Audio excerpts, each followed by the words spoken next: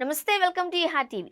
నెలవారీ సంపాదనను నిత్యావసర ఖర్చులు, విలాసాలు, ఆన్లైన్ షాపింగ్ వంటి వాటికి వెచ్చిస్తూ ఉంటారు. అయితే గ్రామీణ వినియోగదారుల ఖర్చులు పట్టణ వినియోగదారులతో పోలిస్తే కాస్త భిన్నంగా ఉండొచ్చు. ఎందుకంటే అక్కడి సామాజిక, ఆర్థిక పరిస్థితులు వేరుగా ఉంటాయి. కానీ పట్టణాలలో వినియోగదారుల ఖర్చులు ఇంచుమించు ఒకేలా ఉంటాయి. ఆర్థిక స్తోమత మెరుగ్గా ఉన్న కొందరు మరింత లగ్జరీ వస్తువులు, హోటళ్లు, రెస్టారెంట్లకు ఖర్చు చేస్తారు.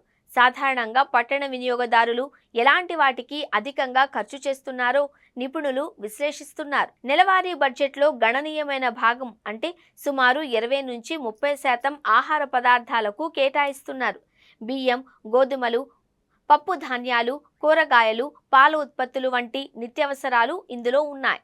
బ్రాండెడ్, ప్యాకేజ్డ్ ఆహారాలు, తినడానికి సిద్ధంగా ఉన్న భోజనం, ప్రాసెస్ చేసిన స్నాక్స్ కు కూడా ప్రాధాన్యత పెరుగుతోంది. అద్దె లేదా ఇంటి కోసం ఈఎంఐలకు అధికంగా చెల్లింపులు చేస్తున్నారు.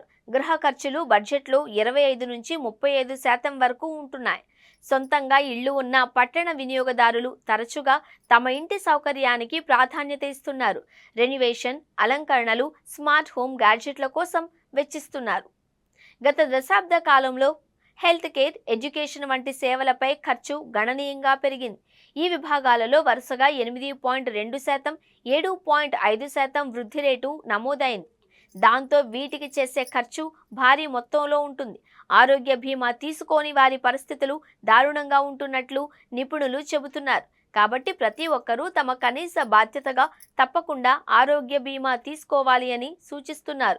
విద్యార్థుల ఫీజుల విషయంలో ప్రభుత్వాలు స్పందించి విచ్చలవిడిగా యాజమాన్యాలు వాటిని పెంచకుండా కట్టడి చేయాలి అని కోరుతున్నారు.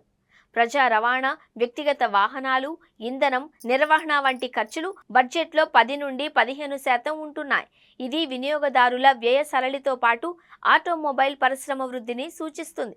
చాలా మంది రవాణా కోసం కార్లు, ద్విచక్ర వాహనాలను ఎంచుకుంటున్నారు.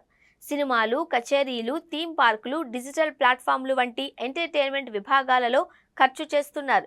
ఇది సాధారణంగా బడ్జెట్లో 5 నుండి 10% వాటాను కలిగి ఉంటుంది.